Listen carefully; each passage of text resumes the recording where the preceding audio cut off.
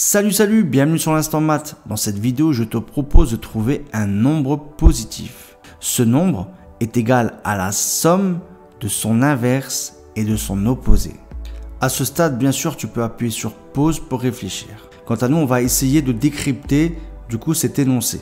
Je suis égal à la somme de mon inverse et de mon opposé. D'accord?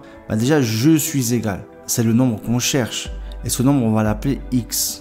Et ce nombre est égal à la somme de son inverse et de son opposé.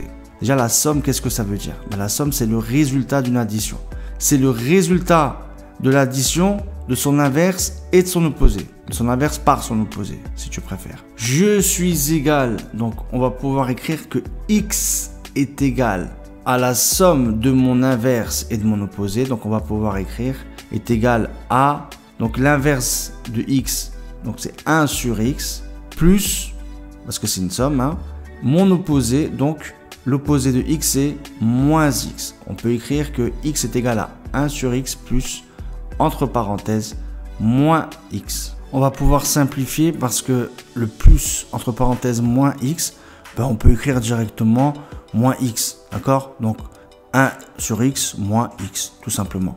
Bon, ça y est, on a en fait une équation à résoudre, d'accord? Et ici, on va pouvoir ajouter aux membres de gauche et aux membres de droite x. Donc, on va faire plus x de chaque côté. Donc, à gauche, tu as x plus x. Qu'est-ce que ça fait? Ça va faire 2x sans problème. Et à droite, tu vois bien que tu as moins x plus x. Ce moins x plus x, la somme de deux nombres opposés fait toujours 0. Donc, à droite, il va te rester plus que 1 sur x. Du coup, on se retrouve avec 2x est égal à 1 sur x. À partir de là, pour résoudre cette équation, il va falloir que j'isole x d'un seul côté. D'accord? Donc, il va falloir se débarrasser là, soit à gauche, soit à droite, de x. D'accord? On va pouvoir faire ça très facilement parce qu'à droite, si tu multiplies 1 sur x par x, en fait, ça va faire 1. Oui, un nombre fois son inverse, ça fait toujours 1. Bon, du coup, on va multiplier donc par x de chaque côté. Oui, c'est une équation, d'accord? Ce que tu fais à gauche, tu dois le faire à droite. Donc, on multiplie par x, 2x fois x à gauche, ça fait 2x carré.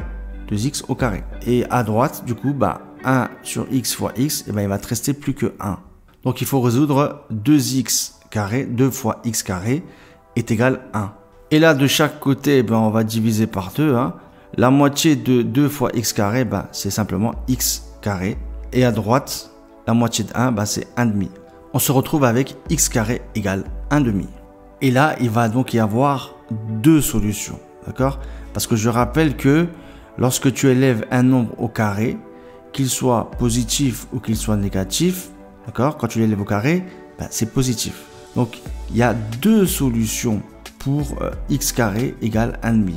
Et ces deux solutions, c'est simple, il suffit de prendre la racine carrée. Ça va être x égale racine carrée de 1 demi. Mais on a aussi l'autre solution, x égale moins racine carrée de 1 demi. Or, on a bien précisé au départ que le nombre était positif.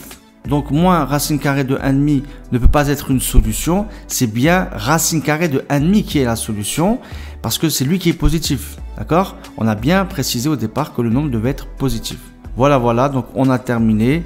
Le nombre que l'on cherchait, c'était bien racine carrée de 1 demi. Parce que racine carrée de 1 demi, c'est égal à la somme de son inverse par son opposé. Voilà, j'espère que cette vidéo t'a plu. Si c'est le cas, n'oublie pas de liker. Et pour me soutenir, bien sûr, abonne-toi. Allez, salut, ciao!